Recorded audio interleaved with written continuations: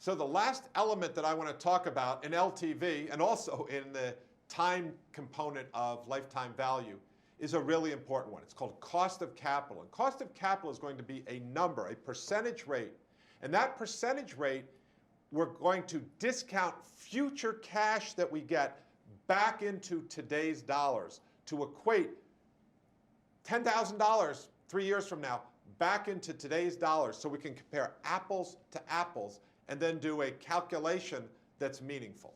But what we're trying to say, Bill, is that cost of capital is, in very simple terms, how much it costs you to borrow money. That's correct. And this is a really interesting question, right?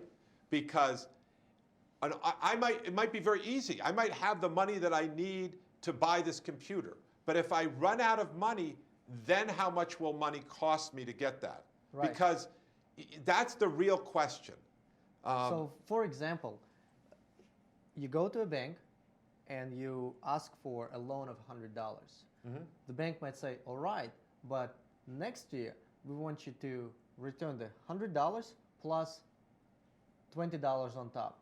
So in that case, your cost of capital is 20%. That's absolutely correct.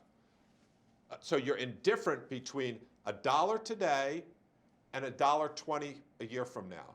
Your cost of capital is set, and also to just make it very clear, because I know it can be very confusing. It was for me, is that there is no cost of capital that is the same for everybody. You could go to the bank will tell you, all right, we'll give you $100, but bring back 20 more next year. Yeah. But if an established company that is not as risky goes to the bank will say, yes, I'll gladly give you $100, and next year you only need to bring back 100 plus 10 versus 20 because you're less risky. That's exactly right. And this is kind of your credit score. You know, what's your credit look like? And the worse your credit score, the higher the interest rate you'll pay as an individual. So you and I have different credit scores, as do my children, as do other people. The people who have more assets and they paid their bills on time and they have good credit, their interest rates are going to be lower. It's the same thing for businesses. When you look at, you know, Apple or Microsoft, they have lots of cash, lots of assets. The people are very comfortable with them loaning them money. So their interest rate is very low. However, you look at companies that are having trouble, you see their interest rates climb up. And this is very painful for them because as soon as they have trouble, they need cash.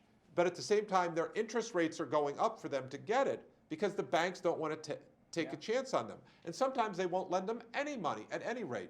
Think of General Motors. As they were starting to have problems, serious problems, the only person who would lend them money was the US government, at any rate.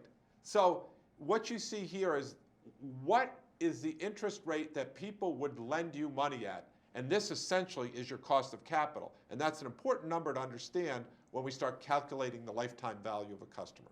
And we want to understand this number because, again, back to your revenue streams, you can have recurring charges. Some of them come today, some of them come next year and the year after, and then in year 5.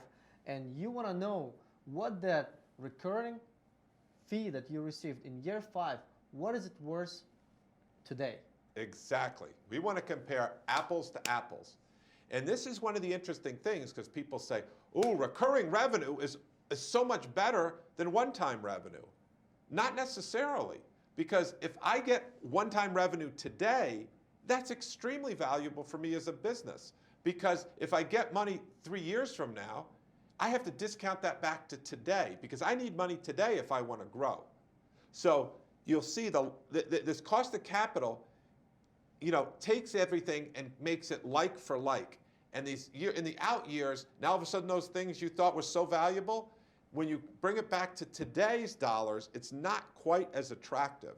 And all of a sudden, one-time charge is looking a lot more exciting than recurring revenue, or shall we say, more attractive than recurring revenue. So cost of capital, put it very succinctly, is how much it costs for you to borrow money put in terms of a percentage.